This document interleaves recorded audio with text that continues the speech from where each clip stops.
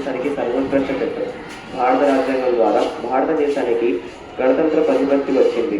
1950 జనవరి 26న భారతదేశానికి రాజ్యాంగాన్ని అమలుపరిచిన తరువాత స్వతంత్ర భారతదేశం సర్వతాత్మక ప్రజాస్వామ్య గణతంత్ర రాజ్యాంగంగా అవతరించింది. ప్రతి సంవత్సరం ఆ రోజున గణతంత్ర దినంగా జరుపుకుంటారు. భారత ప్రభుత్వం నిర్మాణం ఎలా ఉండాలి, పరిపాలన ఎలా ఉండాలి అనే విషయాలను రాజ్యాంగం నిర్దేశించింది.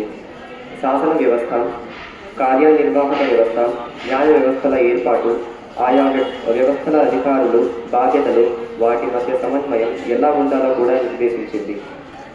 భారత రాజ్యాంగాన్ని తయారు చేయడానికి ఒక రాజ్యాంగం సభ లేదా రాజ్యాంగ పరిషత్ను ఏర్పాటు చేశారు. ఈ సభలో సభ్యులను పరోక్ష ఎన్నిక ద్వారా ఎన్నుకున్నారు. సభ్యుల కూర్పు ఇలా ఉన్నది.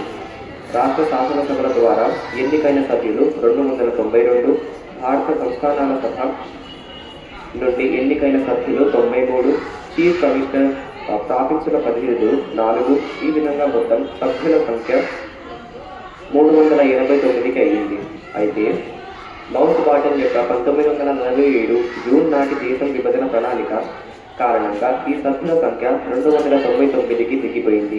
రాజ్యాంగ సభ మొదటి సమావేశం ఢిల్లీలో ఇప్పటి పార్లమెంటు భవనము సెంట్రల్ హాల్లో 1946 డిసెంబర్ 9న జరిగింది.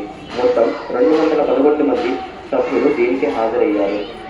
అందులో 9 మంది మహిళలు. సచిదానంద సిన్హా సభకు అధ్యక్షునిగా ఎన్నుకున్నారు.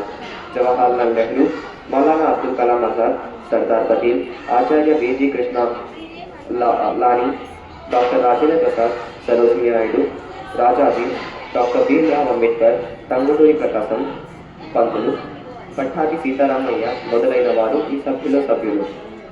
1947 ఆగస్టు 14 రాత్రి రాజ్యాంగ సభ సమావేశమై ఖచ్చితంగా అర్ధరాత్రి సమయానికి స్వతంత్ర భారత శాసనసభ అవతరించింది. రాజ్యాంగ రాత్రిపత్రిని తయారు చేయడానికి కొరకు 1947 ఆగస్టు 29న రాజ్యాంగ సభ ఒక డ్రాఫ్ట్ కమిటీని ఏర్పాటు చేసింది. భీమ్రావ్ అంబేద్కర్ గారు ఈ కమిటీ అధ్యక్షుడు. ధన్యవాదాలు.